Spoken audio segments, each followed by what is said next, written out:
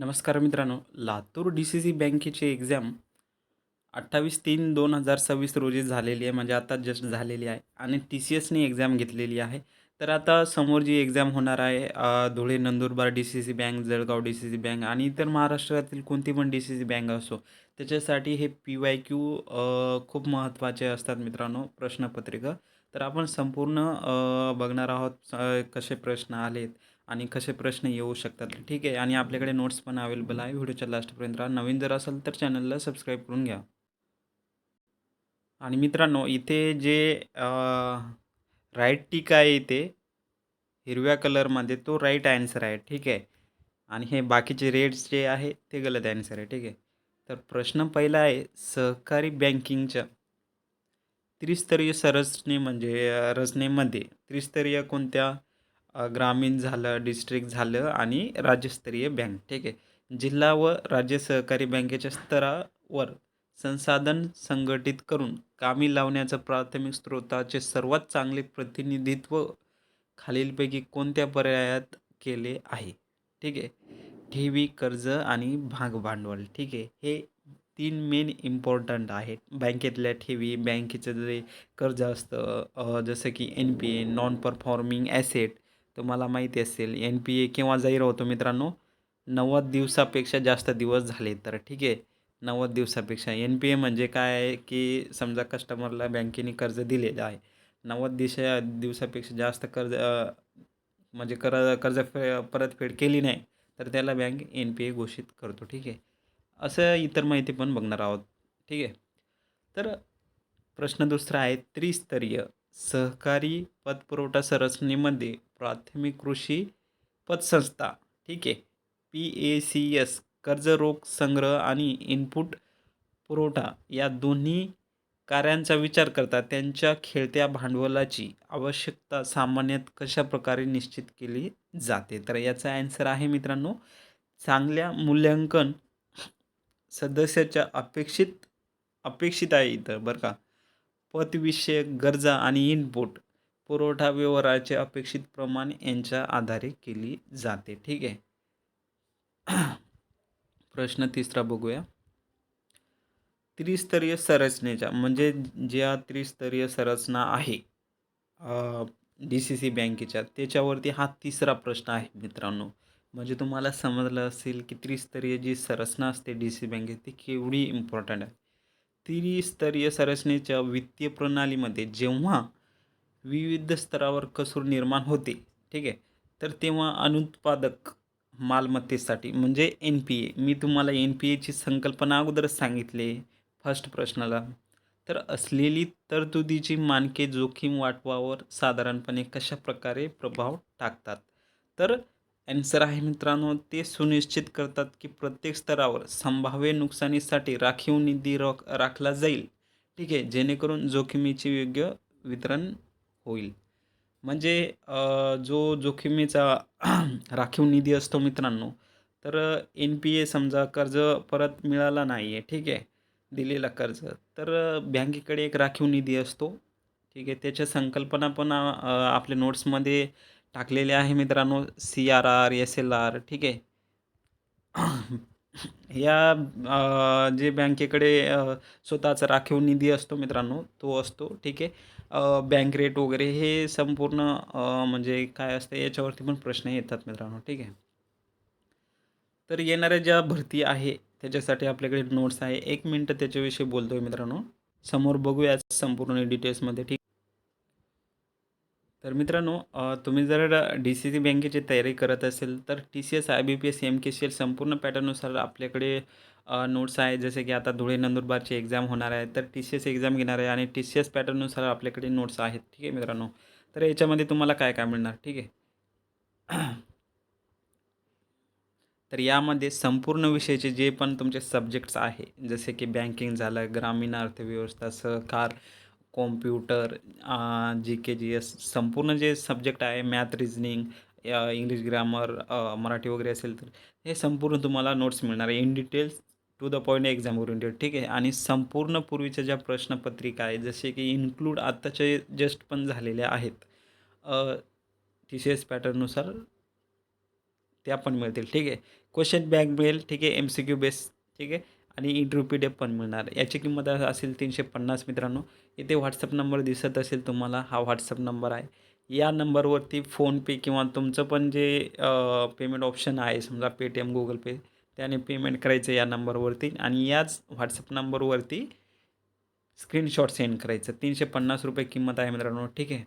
तर तुम्हाला लगेच 5 मिनिटात अवेलेबल होऊन जाईल. आणि हां, एक सांगू इच्छितो की आपल्या ज्या या नोट्स आहे याच्यातून 80% म्हणजे 80 ते 85% क्वेश्चन आपल्या याच्यामध्ये आलेले आहे. लातूर DCC बँक, PDCC बँकला. जसं की मी आता तुम्हाला फर्स्ट प्रश्न घेतला आपण. त्याच्यामध्ये NPAची मी संकल्पना सांगितली आणि समोर प्रश्न पण बघितलेला नव्हता. तर समोर प्रश्न आलेला होता त्याच्यावरती. तुम्हाला म्हणजे शिकवण्यावरूनच समजत असेल आहे. ठीक आहे. आणि व्हिडिओच्या लास्टला आपल्या नोट्सचं डेमो पण दाखवणार आहे मी. ठीक आहे. आणि आता समोर प्रश्न बघूया मित्रांनो. आणि टेलिग्राम चॅनलची लिंक डिस्क्रिप्शनमध्ये दिलेली आहे. काही PYQ प्रश्नपत्रिका पण तिथे आपण फ्रीमध्ये दिलेले आहेत. काही PDF पण दिलेली आहेत. तर टेलिग्राम चॅनल जॉईन करून घ्या. डिस्क्रिप्शनमध्ये दिलेली आहे आणि संपूर्ण अपडेट तिथे येत असते. तर 14 प्रश्न बघूया. भारतातील अल्पमुदतीच्या सहकारी संरचनेला पुनर्वित्त व्यवस्था पुरवणारी शिखर संस्था खालीलपैकी कोणती आहे? तर ठीक आहे मित्रांनो, हे ॲज इट आपल्या नोट्समधून आलेला आहे प्रश्न. जशाच तसे राष्ट्रीय कृषी आणि ग्रामीण विकास बँक म्हणजे नाबार्ड. ठीक आहे. नाबार्ड बँक. ठीक आहे. आय होप तुम्हाला समजलं असेल. नेक्स्ट बघूया. तर मित्रांनो, प्रश्न थोडा झूम केलेला आहे जेणेकरून तुम्हाला व्यवस्थित समजावे. एक जिल्हा मध्यवर्ती सहकारी बँक ही प्राथमिक कृषी पतसंस्था आणि राज्य सहकारी बँक यांच्यातील कर्जपुरवठा कोषागार दुय्यमामध्ये, ठीक आहे, आपली भूमिका कशा प्रकारे पाडते याचे मूल्यमापन करत आहे. ठीक आहे. या त्रिस्तरीय व्यवस्थेमध्ये DCC बँक या कशा प्रकारे तरलता व्यवस्थापन म्हणजे लिक्विडिटी मॅनेजमेंट. ठीक आहे. पतप्रवाह म्हणजे जो क्रेडिट फ्लो असतो तो. ठीक आहे. या दोन्ही गोष्टींना सुलभ करतात. हे खालीलपैकी कोणता पर्याय सर्वात चांगल्या पद्धतीने स्पष्ट करतो? आता सिंपल आहे मित्रांनो. ज्यानी म्हणजे DCC बँकेचा जो त्रिस्तरीय रचना आहे, त्याचा जो व्यवहार आहे ते डिटेल्समध्ये वाचलेला आहे. त्यांनाच हा प्रश्न जमला असेल आणि आपण नोट्समध्ये संपूर्ण घेतलेला आहे. ॲन्सर आहे मित्रांनो DCC बँक या पॅक्स PACS म्हणजे जे प्राथमिक सहकारी बँक असतात त्या कडील शिल्लक निधी एकत्रित करतात आणि तो स्टेट कोऑपरेटिव्ह बँककडे वळवतात आणि त्याचवेळी PACSच्या हंगामी पतविषयक गरजा पूर्ण करण्यासाठी ज्या स्टेट लेवलच्या कॉर्पोरेशन बँक असतात त्यांच्याकडून निधी प्राप्त करतात. ठीक आहे. हा ॲन्सर बरोबर आहे. मित्रांनो, मी थोडं हळू सांगतोय पण समजून सांगतोय. काहींना वाटत असेल की बोर होत असेल, पण खूप महत्त्वाचं आहे. तर लास्टपर्यंत बघा. ठीक आहे. जर एखाद्या नवीन बहुराज्यीय सहकारी बँकांची स्थापना झाली तर तिची निर्मिती आणि चालू नियमन यावर कोणते प्राधिकरण आणि कायदे देखरेख ठेवेल? ठीक आहे. तर याच्यासाठी आहे मित्रांनो ॲन्सर 2. बहुराज्य सहकारी संस्था अधिनियम 2002 आणि बँकिंग विनियमन अधिनियम 1949. तर या इथं चुकी काय होणार विद्यार्थी मित्रांनो, की 1949 तर आहेच. तर हा ॲक्ट कोणाला माहिती नसणार. ठीक आहे. तर हा ॲक्ट लक्षात ठेवा. नेक्स्ट बघूया.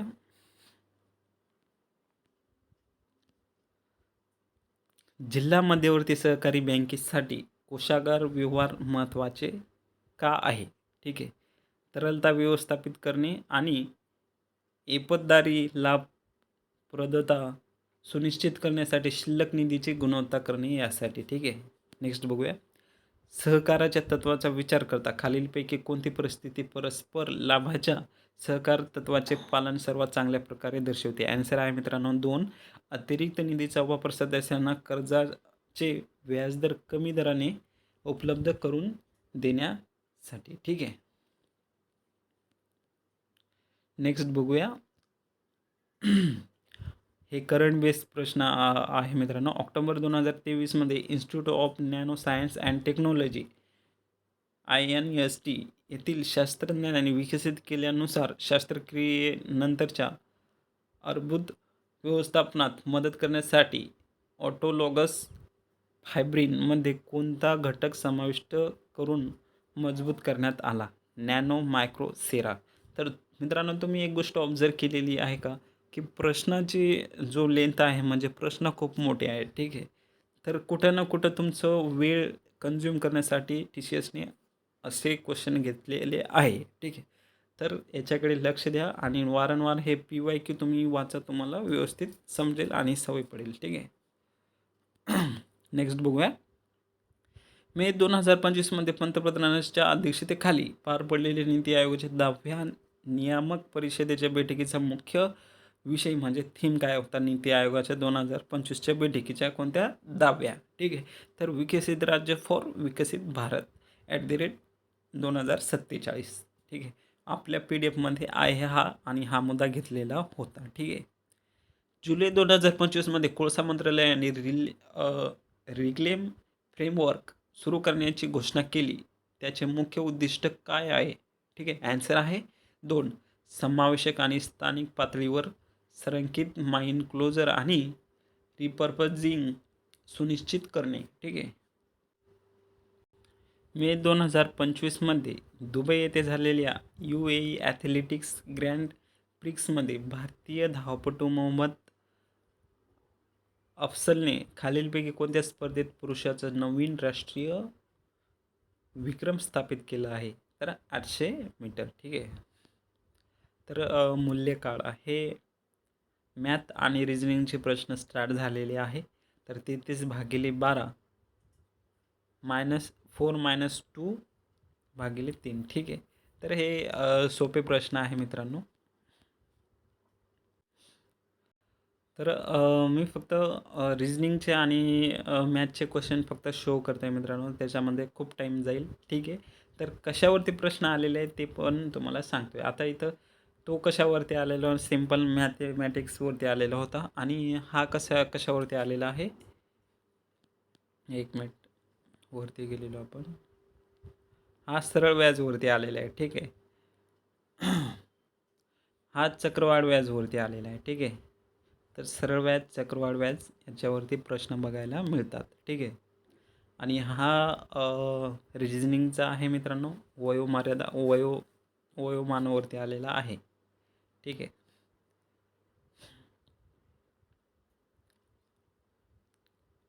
ॲक्टिव्हिटी बंद करण्यासाठी कोणत्या की कॉम्बिनेशनचा वापर केला जातो? इथे आपण कॉम्प्युटरचे प्रश्न स्टार्ट झालेले आहे. तर की बेसवरती प्रश्न आलेला आहे Alt+F4, ठीक आहे. हा आन्सर असेल. कोणते फाईल एक्सटेन्शन सामान्यत इमेज फाईल दर्शवते? .jpeg, ठीक आहे. आता इमेज तुम्ही तुमच्या मोबाईलमध्ये बघितलं असेल की फोटो कोणत्या फॉर्ममध्ये असतो, एकतर PNG कोणतं असतं ते आणि JPEG, ठीक आहे. हे MP3 MP4 हे सॉन्गचे असतात. विंडोजमध्ये उघडलेल्या ॲप्लिकेशनमध्ये जलद स्विच करण्यासाठी कोणत्या कीबोर्ड शॉर्टकटचा वापर केला जातो? ठीक आहे, Alt+Tab, ठीक आहे. 3 अक्षरी शब्दावर आधारित आहे, ठीक आहे. डावी बाजू रन, हॅड, बाय, ऑन, उजवी बाजू, ठीक आहे.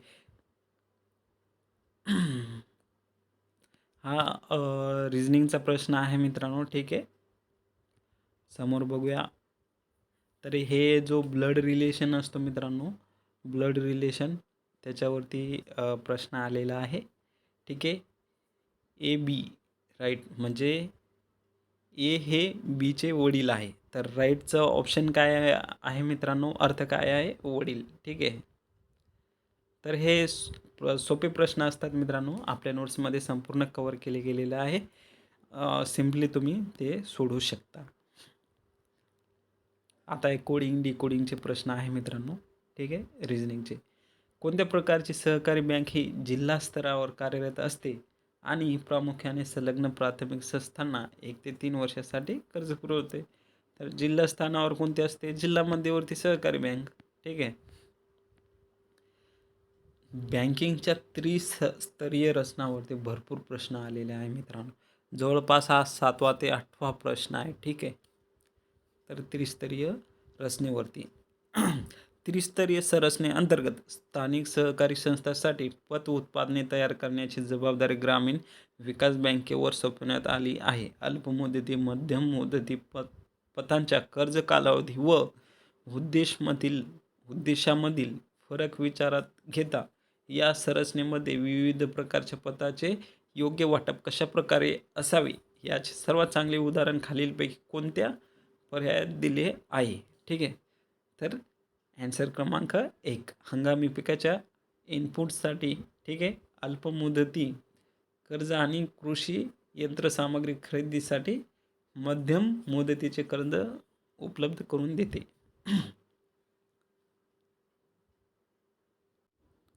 नेक्स्ट बघूया. जर एका प्राथमिक कृषी पतसंस्थेला सभासदांना कर्ज देण्यासाठी निधीची कमतरता भासली तर त्रिस्तरीय संरचनेत वरच्या दिशेने होणारे कोणते सर्वाधिक संभव मुवमेंट असेल. ठीक आहे. म्हणजे पैशाची जरूरत पडली प्राथमिक सहकारी बँकेला तर क्रम कोणता असेल, कोणत्या बँकेकडे ते मागेल. ठीक आहे. तर मित्रांनो प्राथमिक कृषी पतसंस्था कोणाकडे जाईल? DCC बँककडे पैसे घेण्यासाठी, म्हणजे कर्ज घेण्यासाठी. आणि DCC बँक कोणत्या बँकेकडे जाईल? राज्य सहकारी बँक. राज्य सहकारी कोणत्या? नाबार्ड बँक. म्हणजे सर्वोच्च संस्था कोणती आहे मग? नाबार्ड. आणि त्रिस्तरीय संरचनामध्ये कोणती बँक आहे मग? सर्वोच्च राज्य सहकारी बँक. आणि खालची कोणती आहे मग? सर्वात खालची स्तराची कोणती आहे? प्राथमिक कृषी पतसंस्था. आणि प्राथमिक कृषी पतसंस्था. ठीक आहे. तर मित्रांनो हे जे सांगतोय ना हे व्यवस्थित समजून घ्या बरं का. आपण प्रश्न ॲनालिसिस करतोय. ठीक आहे. तर राज्य सहकारी बँक आणि प्राथमिक कृषी पतसंस्था यांच्यामधील दुवाचं काम कोण करते? तर DCC बँक, जिल्हा मध्यवर्ती सहकारी बँक. एवढं लक्षात ठेवा. आणि याच्यावरतीच फिरून फिरून क्वेश्चन येतात. नाबार्डची स्थापना केव्हा झालेली आहे? मला कमेंटमध्ये सांगा मित्रांनो. ठीक आहे. तर माझा गळा थोडं परेशान करतो आहे मित्रांनो, त्याच्यामुळे थोडं समजून घ्या. ठीक आहे. आवाजामध्ये प्रॉब्लेम येत असेल आणि हळू जर वाचत असेल तर. एका राज्य सहकारी बँकेने कृषी कर्जासाठी एक नवीन योजना प्रस्तावित केली आहे, जी प्राथमिक कृषी पतसंस्थांसाठी. ठीक आहे. पॅक्स म्हणजे नाबार्डने निश्चित केलेल्या किमान पात्रता निकषामध्ये शिथिलता देण्यास अनुमती देते. त्रिस्तरीय संरचनेतील पुनर्वित्त व्यवस्था यंत्रणेचा विचार करता या विचलनाचा नाबार्डकडून मिळणाऱ्या पुनर्वित्त व्यवस्थेच्या प्रवाहावर होणारा सर्वात संभाव्य संस्थात्मक परिणाम काय असेल? ठीक आहे. तर उत्तर क्रमांक 1 आहे नाबार्ड योजनेसाठीच्या पुनर्वित्त व्यवस्थेवर निर्बंध घालू शकते किंवा तो नाकारू शकते, ज्यामुळे खालच्या स्तरावर निधीच्या उपलब्धतेवर परिणाम होऊ शकतो. ठीक आहे. हा त्याचा ॲन्सर आहे. समोर बघूयाच मित्रांनो, माझा गळा थोडं परेशान करतोय. ठीक आहे.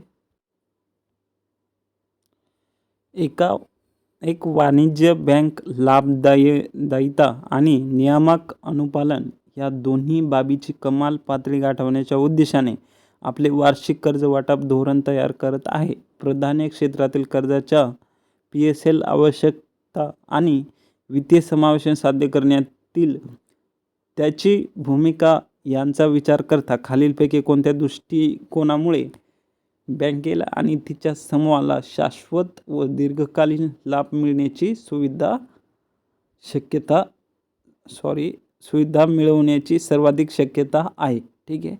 तर ॲन्सर क्रमांक 4 दुर्लभ घटकासाठी विशेषत्वाने तयार केलेल्या नाविन्यपूर्ण वित्तीय उत्पादनासह PSL उद्दिष्टाचे एकत्रीकरण करणे. ठीक आहे. बँकेच्या व्यवस्थापन नियामक आवश्यकतांसाठी तडजोड न करता मत्तेवरील प्राप्ती सुधारण्यासाठी संभाव्य धोरणे निश्चित करण्याकरिता आपल्या ताळेबंदाचे मूल्यांकन करत आहे. ठीक आहे. खालीलपैकी कोणत्या कृतीद्वारे हे उद्दिष्ट साध्य करण्याची सर्वाधिक शक्यता आहे? ऑप्शन क्रमांक 1, भांडवली प्राप्तता गुणोत्तर कायम राखत अधिक उत्पन्न देणाऱ्या परंतु पतपात्र कर्जाकडे मालमत्ता रोखे संग्रहाचे पुनर्संतुलन करणे. ठीक आहे. नेक्स्ट बघूया, बँकिंग सेवाच्या विपणनावर, ठीक आहे, ग्राहक संबंध व्यवस्थापन प्रणालीचा होणारा प्रभाव खालीलपैकी कोणत्या पर्यायात सर्वात चांगल्या प्रकारे दर्शवले आहे? ऑप्शन क्रमांक 3, CRM प्रणाली बँकांना त्यांच्या सेवा आणि संवाद ग्राहकांच्या गरजेनुसार तयार करण्याची सुविधा देतात, ज्यामुळे ग्राहकांची निष्ठा आणि प्रतिधारण वाढते. ठीक आहे. नेक्स्ट बघूया, कर्ज मंजूर करण्यापूर्वी बँक कर्जदाराच्या मूर्तमत्तेचे आणि व्यवसायाच्या स्वयंनिर्वाहितेचे मूल्यांकन करते. ही प्रक्रिया प्रामुख्याने कर्जाशी संबंधित कोणत्या तत्त्वाची पूर्तता करते? कर्ज दिलेल्या निधीच्या सुरक्षिततेची खात्री करणे. ऑप्शन क्रमांक 2. ठीक आहे. आता हे इंग्लिश ग्रामरचे प्रश्न स्टार्ट झालेले आहे मित्रांनो. तर हा प्रश्न जो आहे तो अँटोनिम्सवरती आलेला आहे. समानार्थी विरुद्धार्थी यावरती प्रश्न येतात. तर जो अंडरलाईन केलेला आहे या शब्दाचा विरुद्धार्थी शब्द कोणता आहे? मग एक्सप्लिसिट. ठीक आहे. नेक्स्ट बघूया, फिल इन द ब्लँक्सवरती प्रश्न आलेला आहे मित्रांनो. ठीक आहे. तर आपण हे संपूर्ण प्रश्न ॲनालिसिस करणार नाही आहे. ठीक आहे, कारण की खूप वेळ लागेल आणि माझा गळा पण थोडा त्रास देतो मित्रांनो. तर फक्त आपण बघूया की कशावरती प्रश्न आलेले आहे. बाकीचे प्रश्न असं डिटेल्समध्ये बघूया आपण. हा फिल इन द ब्लँकवरती आलेला आहे मित्रांनो. ठीक आहे. ॲन्सर असेल कंपल, रिलेव्हंट, कॉन्फिडंट आणि कॉन्शियस. तर तुम्ही हे प्रश्न व्यवस्थित स्टॉप करून पण वाचू शकता. ठीक आहे. वन वर्ड सबस्टिट्यूशनवरती आलेला आहे मित्रांनो. ठीक आहे. The act of speaking or writing in a way that makes something seem less important, serious or valuable than it really is. म्हणजे अंडर स्टेटमेंट. ठीक आहे. वन वर्ड सबस्टिट्यूशनचा ॲन्सर काय आहे याचं? 2 नंबर. ठीक आहे. नेक्स्ट बघूया, हे मॅथचं सरळ रूप मूल्य काढा याच्यावरती प्रश्न आलेला आहे मित्रांनो. आणि मॅथवरती बेसिक म्हणजे बेसिकवरती प्रश्न येतात. बेरीज, गुणाकार, भागाकार, सरळ रूप द्या, लसावी, मसावी. ठीक आहे. सरळ व्याज, चक्रवाढ व्याज यावरती प्रश्न विचारतात. त्याच्यावरती दोन्हीवरती पण, कारण की बँकेमध्ये व्याज हा महत्त्वाचा असतो. ठीक आहे, कन्सेप्ट. आता हा सिच्युएशन बेस प्रश्न टाकलेला आहे आणि याच्यामध्ये मासिक उत्पन्न किती आहे हा प्रश्न विचारलेला आहे. ठीक आहे. तर एखादा प्रश्न असं येतोय, नफ्याची टक्केवारी म्हणजे टक्केवारी वरती पण प्रश्न आलेला आहे. ठीक आहे. तर हा पण पर्सेंटवरतीच प्रश्न आलेला आहे. ठीक आहे. नफा तोटा, हा नफा तोटावरती प्रश्न आलेला आहे मित्रांनो. तर जो नेक्स्ट प्रश्न आहे तो कॉम्प्युटरचा आहे. MS वर्डमध्ये तुम्ही मार्जिन पर्यायाच्या तळाशी असलेल्या कस्टम मार्जिनवर क्लिक करता तेव्हा काय होते? तर हे पेज सेटअप आणि विंडो उघडते आणि जिथे तुम्ही मार्जिनची विशिष्ट मूल्ये प्रविष्ट करू शकता. ठीक आहे. तर हे मराठीमध्ये थोडं समजायला अवघड जातं मित्रांनो. ठीक आहे. तर ॲन्सर पर्याय आहे 1.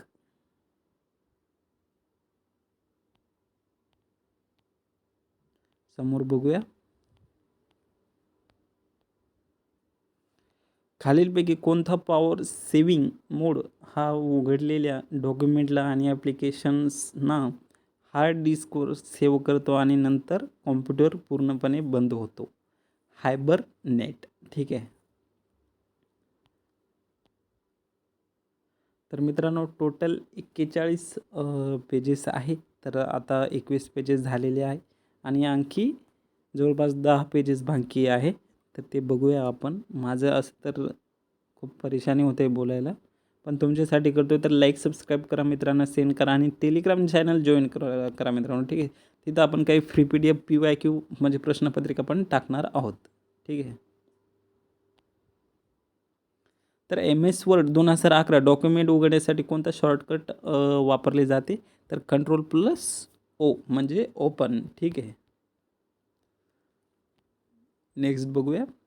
डॉक्युमेंटमध्ये डायलॉग बॉक्समधून नव्हे, ठीक आहे, डॉक्युमेंटमध्येच एखादा चुकीचा शब्द हाताने दुरुस्त केल्यानंतर वापरकर्त्याला स्पेलिंग अँड ग्रामर विंडोमध्ये रिझ्यूमवर क्लिक करणे का आवश्यक असते? तर ॲन्सर आहे 1.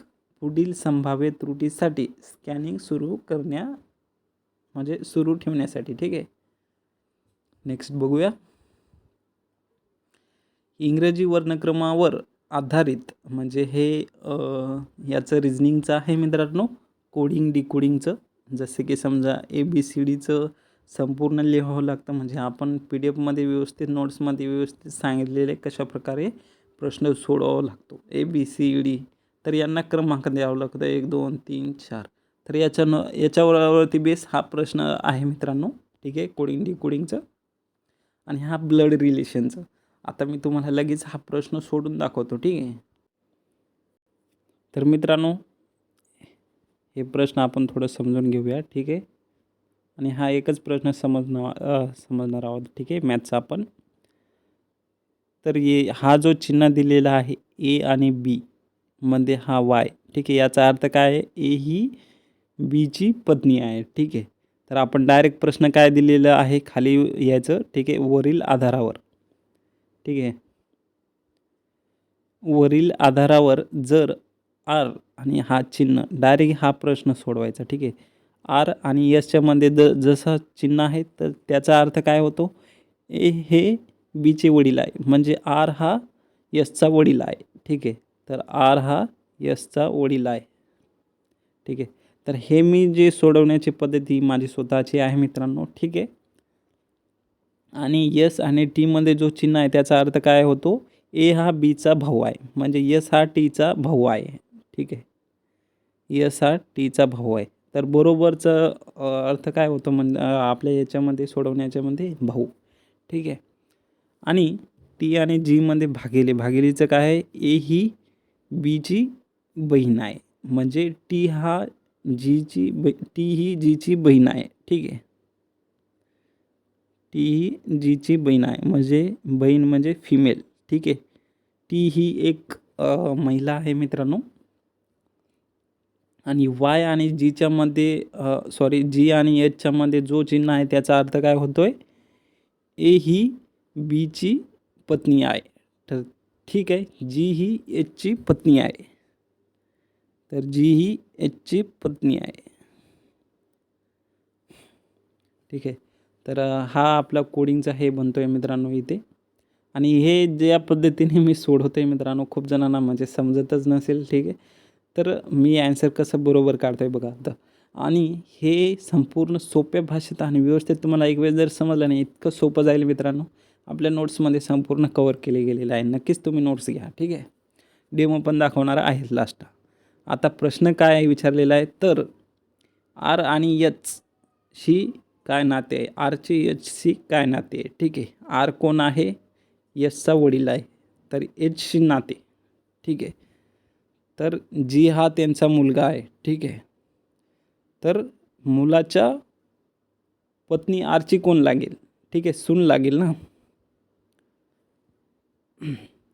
तर पत्नीचे वडील, ठीक आहे, पत्नीचे वडील.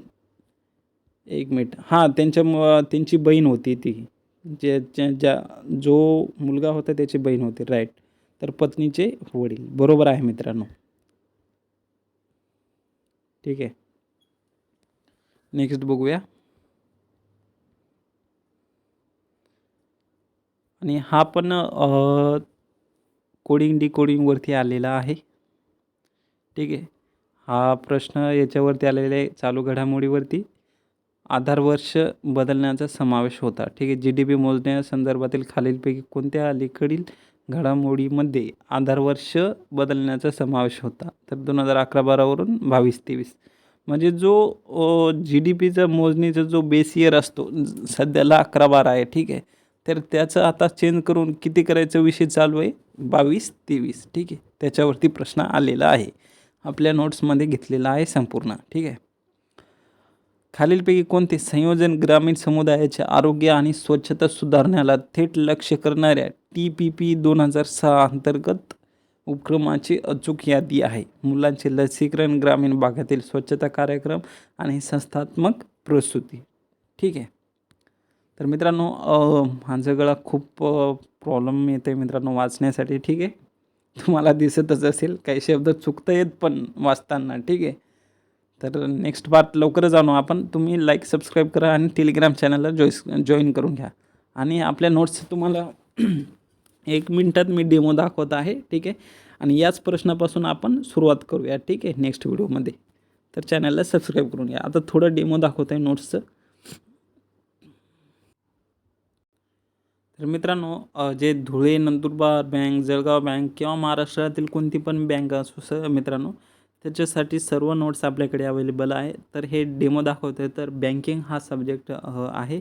याच्या संपूर्ण व्याख्या ज्या आहेत त्या एकदम सोप्या भाषेत समजाव्या तुम्हाला त्यानुसार डिझाईन केलेले आहे. आणि जे बँकेचे जे अकाउंटचे प्रकार असतात, saving account, current account, overdraft काय असतं, कोणत्या अकाउंटवरती ओव्हरड्राफ्ट सुविधा मिळते, ठीक आहे. हे संपूर्ण इन डिटेल घेतलेलं आहे आपण आणि हायलाईट पण केलेलं आहे. बँकेचे कार्य काय आहे, मध्यवर्ती म्हणजे जे रिझर्व्ह बँक आहे त्याचे एकदम इन डिटेलमध्ये घेतलेलं आहे. 1 एप्रिल 1935मध्ये स्थापना, त्याच्या अगोदर कोणती बँक होती, बँक ऑफ हिंदुस्तान, ठीक आहे. तर हे संपूर्ण गोष्टी आपण सविस्तर घेतलेल्या आहे. आणि जशा प्रकारे आपण PYQ बघितलेले आहे त्याच्यापैकी 80 ते 85% आपल्या नोट्समधून प्रश्न आलेले आहे मित्रांनो. आणि अशाच रीतीने संपूर्ण जे सब्जेक्ट आहे ते संपूर्ण सब्जेक्ट आपण घेतलेले आहे. आय होप तुम्हाला समजलं असेल, ठीक आहे. आणि याच्यामध्ये चालू घडामोडी, इंग्लिश ग्रॅमर, मराठी व्याकरण, ठीक आहे. मराठी व्याकरण काही काही बँकला असतं, काही बँकला नसतं, तर ठीक आहे, त्याच्यानुसार तुम्हाला भेटेल, ठीक आहे. तर हे नोट्स घेण्यासाठी मित्रांनो याच्यामध्ये all subject PDF, PYQ, question bank, entry PDF मिळणार. 350 रुपयाला व्हॉट्सअप नंबर आणि फोनपे नंबर हाच आहे. या फोनपे नंबरवरती तुम्ही पेमेंट करा आणि स्क्रीनशॉट याच नंबरवरती सेंड करा. तुम्हाला 5 मिनिटात मिळून जाईल, ठीक आहे. धन्यवाद. आणि नेक्स्ट जे आपले क्वेश्चन राहिलेले आहे ते पार्ट 2मध्ये तुम्हाला बघायला मिळेल. त्याच्यामुळे चॅनलला सबस्क्राईब करून घ्या, ठीक आहे. धन्यवाद.